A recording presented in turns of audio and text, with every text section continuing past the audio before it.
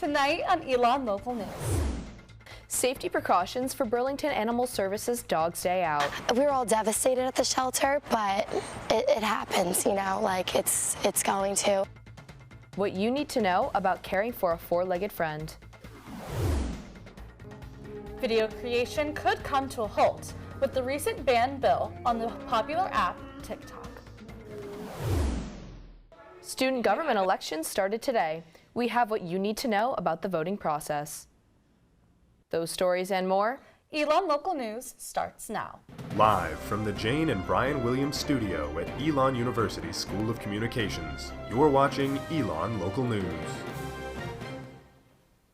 Tonight, we begin with a report about the future of the Delta Delta Delta sorority chapter at Elon University. I'm Fiona McAllister. And I'm Rachel Hawley. Thank you for joining us. Delta Delta Delta, otherwise known as Tri Delta, one of Elon's 9 Panhellenic sororities, has been placed on probation. According to Student Involvement Ambassador Aiden Connolly, Tri Delta is not allowed to recruit new members next spring, and the organization's operations have been briefly suspended. The Tri Delta National Office declined Elon News Network's request for immediate comment and said they would provide a statement later this week. We also have called the Panhellenic Association president, and she declined to comment on the recent incident. This is a developing story, and we will have updates on our website, elonnewsnetwork.com. Burlington Animal Services urges Elon students to take extra precautions while participating in the Dog Day Out program. A shelter dog named Biscuit is dead after running away during a Dog Day Out excursion with an Elon student. After searching for Biscuit for a week, the shelter found his body on the train tracks near campus. The Dog Day Out program is a chance for community members to take a dog out for a few hours. Senior Emily Andruzzi is a volunteer at Burlington Animal Services. She says it isn't the first time a dog got away from its temporary owner. We're all devastated, but it happens, you know. We don't hold anything against the girl, and we appreciate her even wanting to volunteer in the first place. Andruzzi says she hopes the situation does not discourage Elon students from participating in the program.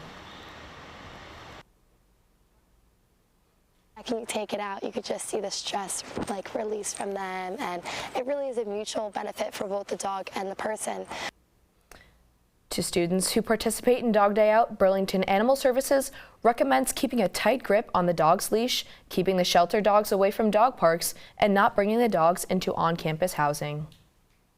The popular video creation app TikTok is facing a legislative challenge by a recent bill that was approved by the House of Representatives on March 13th. Our Mason Willett has more. TikTok, which is loved by many Elon students across campus, is facing a possible ban for Americans. The app, created by ByteDance, a Chinese internet company, is suspected by Congress of threatening America's national security by surveilling, collecting data, and manipulation of over 150 million Americans. Many students across Elon's campus feel differently about the issue. Elon freshman and content creator Cassie Banulo says she doesn't understand how the social media app poses any security threats. I think it's a big thing on free speech. I think that TikTok is a way for people to show who they are and share their beliefs about the world. And it's kind of the same thing as Instagram or Facebook. So if they ban TikTok, like really what's next for the world? The bill voted on by the House of Representatives Wednesday was voted 352 to 65 votes in favor of banning the platform. The bill now heads to the Senate to be voted on. If passed, it will attempt to force ByteDance to sell the rights to the app within 6 months, or American users will no longer be able to use the platform. Banulo says she believes the ban would do more harm to Americans who use the platform than good. I definitely am against the ban on TikTok. I love it. I use it almost every day. I don't know, I don't think that there's a lot of information that you can find out about me by looking at my TikTok. As of now, there's no set date for the Senate to vote on the bill. Mason Willett, Elon Local News. As for ByteDance, it has yet to make plans to sell its social media platform. It's time for Elon student government elections for the 2024-2025 academic year. Our Abby Gravely has information on what you need to know about voting this year.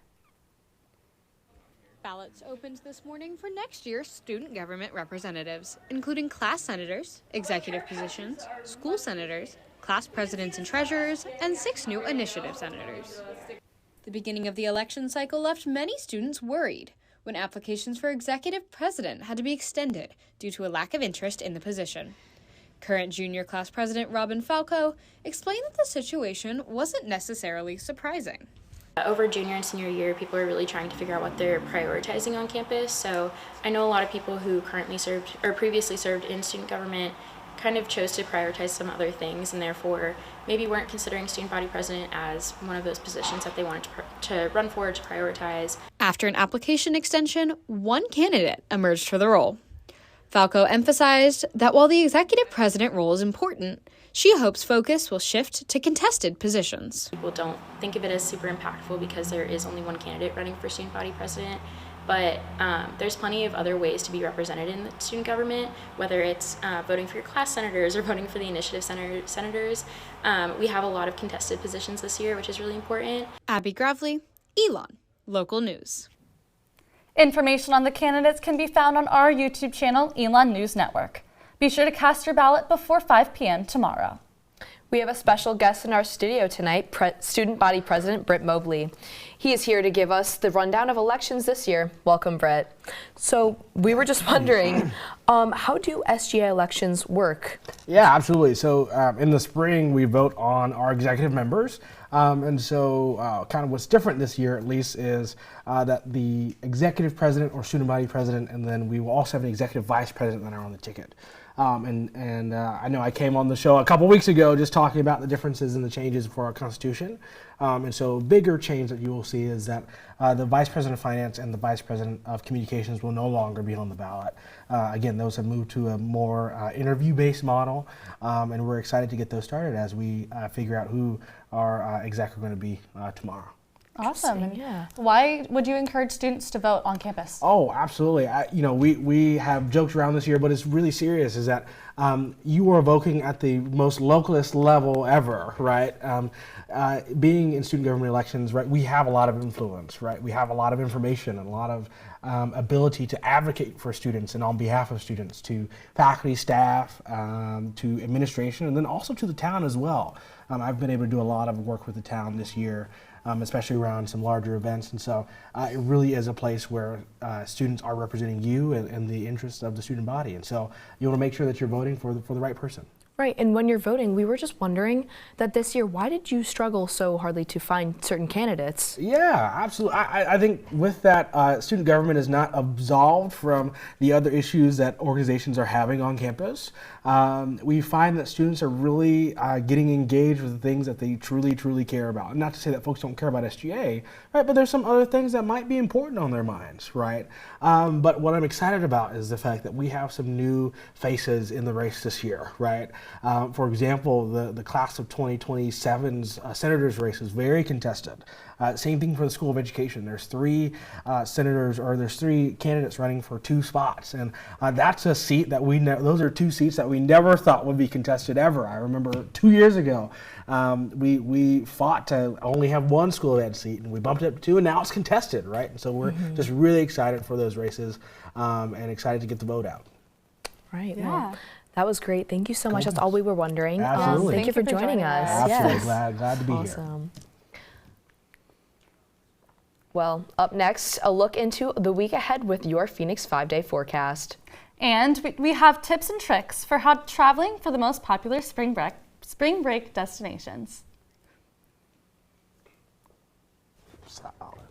Thank you. Those we use all the time with hardly a thought. Those that are silently standing by to save our lives. And now, those that we carry with us everywhere we go. Many mobile devices will now bring you wireless emergency alerts, real-time information directly from local sources you know and trust. With the unique sound and vibration, you'll be in the know, wherever you are.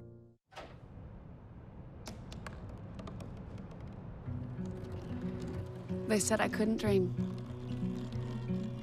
Called me a piece of trash and swore that's all I'd ever be.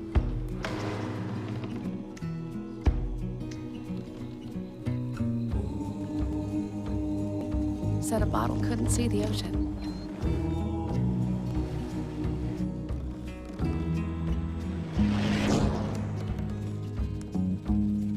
Give up. Go back to the dumpster. But I didn't listen. I made my way.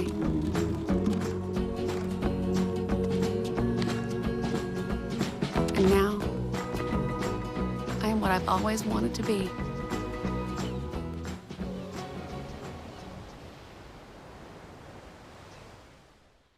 Hamilton was adopted from a rescue in 2008. He really likes to be around people. And as soon as I start to make my breakfast, Hamilton is right there. I get out my mat and I'm doing a downward dog and he's underneath. He's quite the pug about town. He gets invited to a lot of parties. He knows he's a pretty big deal.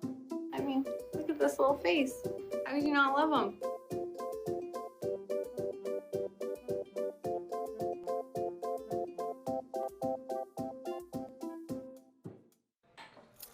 What do you think you're doing, Kevin? Was just gonna drive home. There are several warning signs present that you shouldn't be driving. Like hearing voices? Like your text-to-emoji ratio? Oh man, the selfies. Selfie. Nailed it. We all have warning signs that let us know that we're probably not okay to drive. Mine is pretending to be your subconscious. Craig, come on man, let's split a ride home.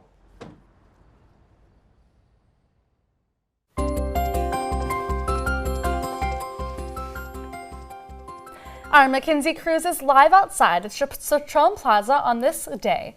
Mackenzie, how's the weather looking for this fest this week? We refresh them at least once a year. Okay. Next year, there should be no- okay.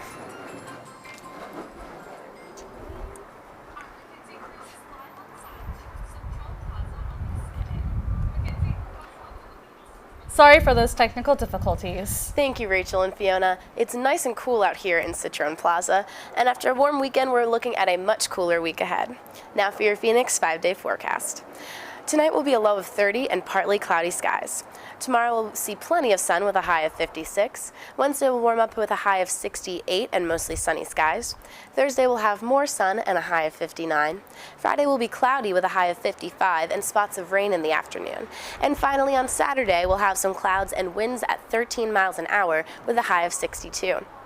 The first day of spring is upon us tomorrow at 11:06 p.m.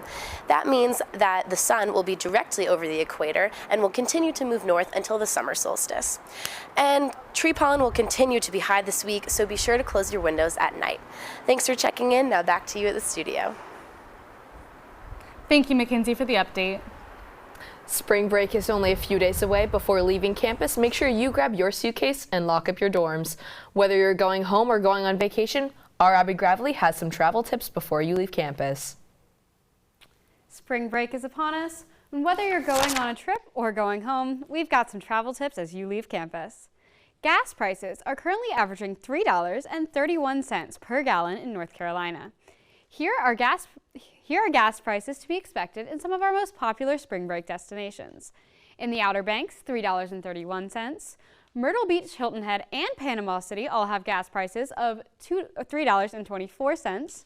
Duval County, Florida, has a gas price of $3.41, and Miami-Dade has a gas price of $3.51. For our friends traveling north, drivers should expect to pay roughly $3.50, depending on their location. Here are some specifics. In Richmond, gas prices are looking to be about $3.40. In Northern Virginia, $3.53. In Baltimore, $3.55. In the Philadelphia area, $3.23. In North Jersey, $3.25. In Westchester, New York, $3.50. And in Boston, $3.25. If you're flying home for break, here are some travel tips and things to know about popular destinations. The State Department has announced a Level 2 travel advisory for the Dominican Republic, Cancun, and the Riviera Maya, warning travels to exercise increased caution. It is important to note that Haiti, which shares a border with Dominican Republic, is experiencing general social collapse and unrest. So be alert for any effects that might have on your travel plans. Popular destination Puerto Vallarta has a Level 3 advisory, warning citizens to reconsider travel. Individuals making trips should inform the U.S. State Department of their plans and should avoid leaving resort properties as much as possible. For those going to the Miami or Fort Lauderdale areas, reminder that Miami Beach is implementing increased controls and deterrences against spring breakers, issuing a midnight curfew for South Beach and increasing patrols. Miami is hosting Miami Music Week and Ultra Music Festival this weekend, so if you're attending or will be in Miami, be aware of large crowds and exercise increased caution for pickpockets as they're prevalent at these festivals. 140 state troopers are being deployed to 17 popular spring break cities, and multiple municipalities like Miami Beach and Fort Lauderdale will be instituting DUI checkpoints, so make sure that you're driving safely. Remember to arrive at airports up to 2 hours before domestic and 3 hours before international flights, as it's a busy week for people traveling to and from spring break. According to the TSA, passenger volumes are up roughly 3.5% for the current travel period. That's all I have to you. Now back to you at the desk. Hope everyone has a safe spring break.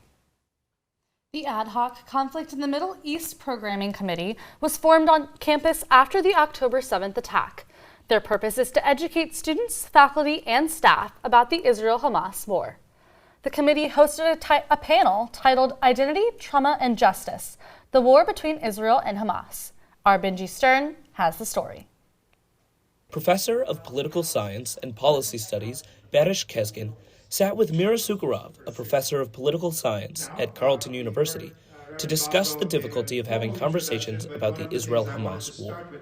There are a lot of terms in the context of Israel and Palestine that are very much contested, so much so that it may cause friendships and family connections and all.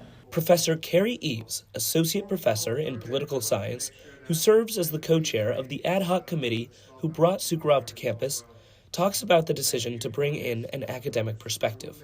Well, we're a university, right? And so that's our job, is to teach students to think critically, to examine things from a disciplinary perspective.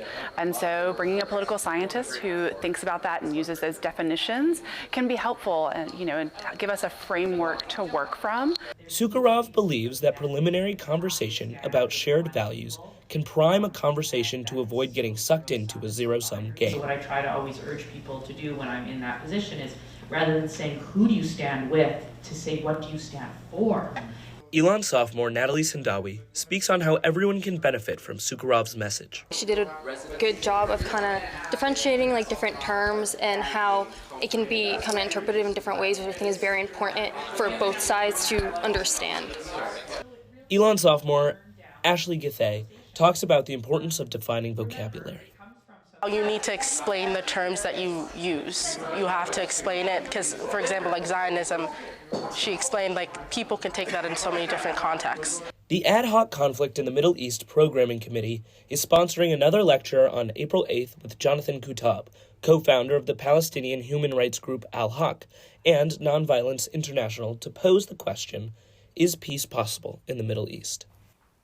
To hear more about the event, head over to our website, elonnewsnetwork.com. Up next, an innovative student competition that promotes problem solving and a chance to win some money. And a unique Beatles concert after our break. So there you are, shuffling through a stack of resumes and you come to mine. This is it, first impression, my way in. But can my resume show you how I truly stand out? Like that I was studying, going to night school while working 2 jobs just to help my parents pay for groceries. Or being the first one to always step up. No, that's something you just can't put on paper. Look beyond the resume and discover new ways to develop great talent that is dedicated, hardworking, and determined like me.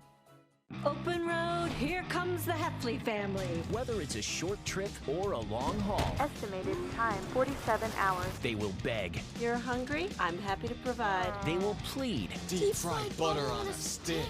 But whatever you do, don't wimp out. Now you're talking. Make them buckle up. He can't hurt. Remember, safety first. Cheese curls second. Are you orange?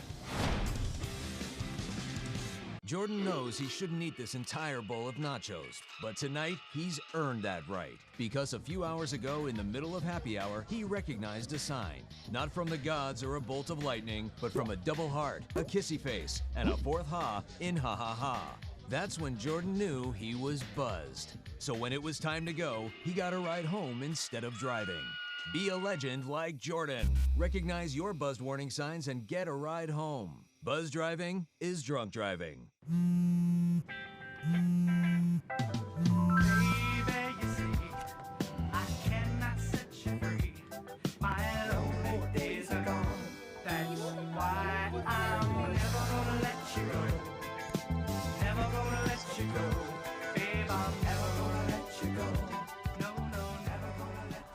Here you go. Thank you. Thank you.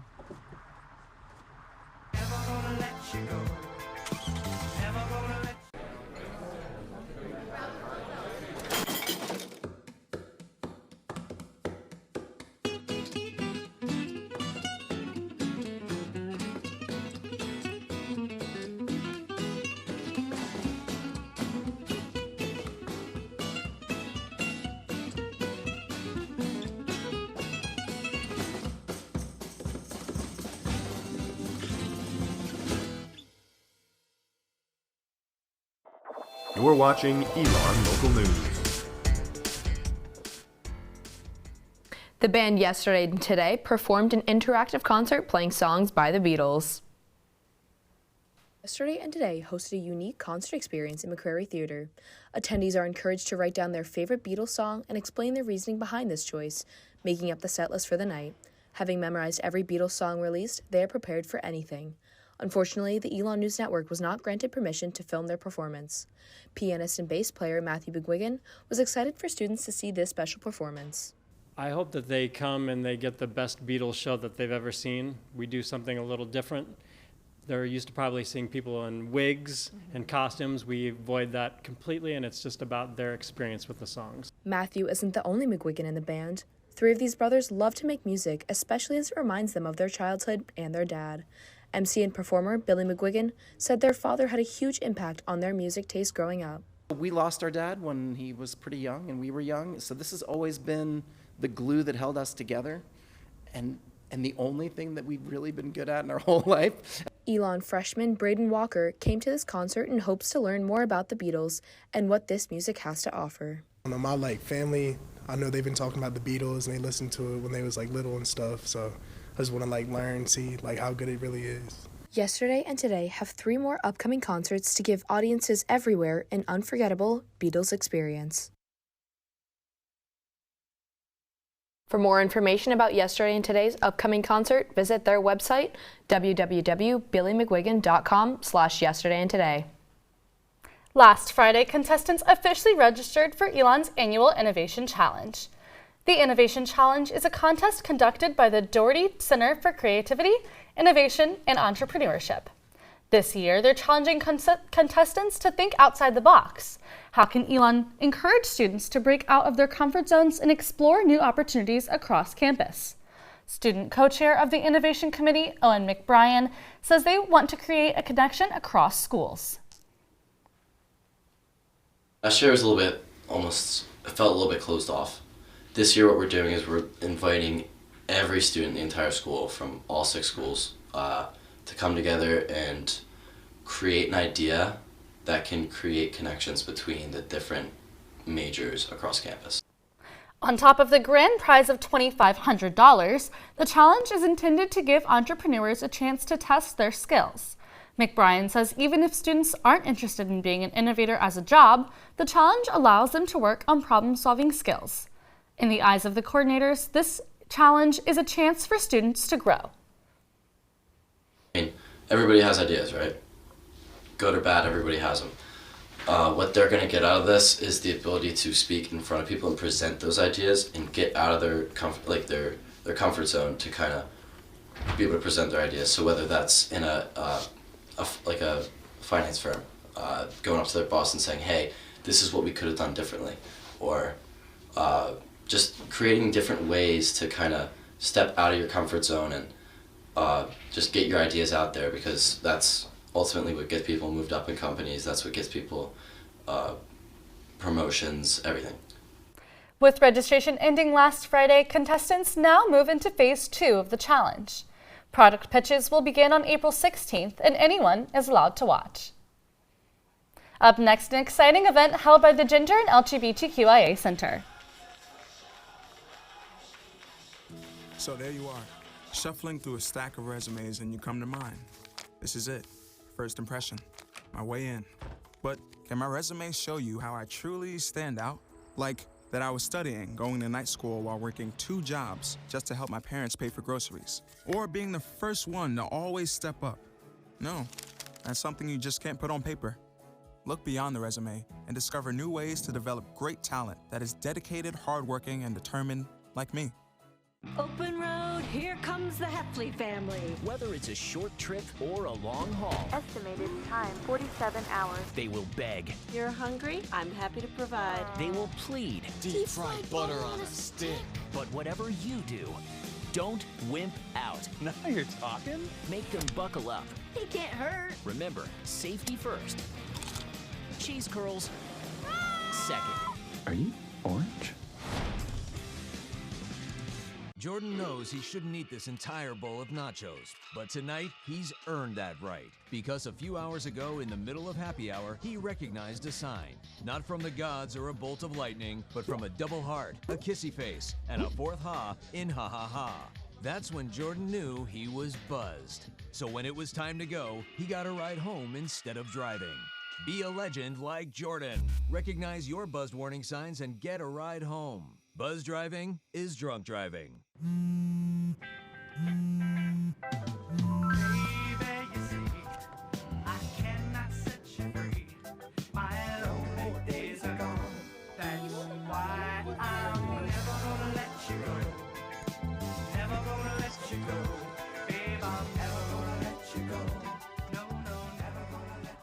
Here you go. Thank you. Thank you.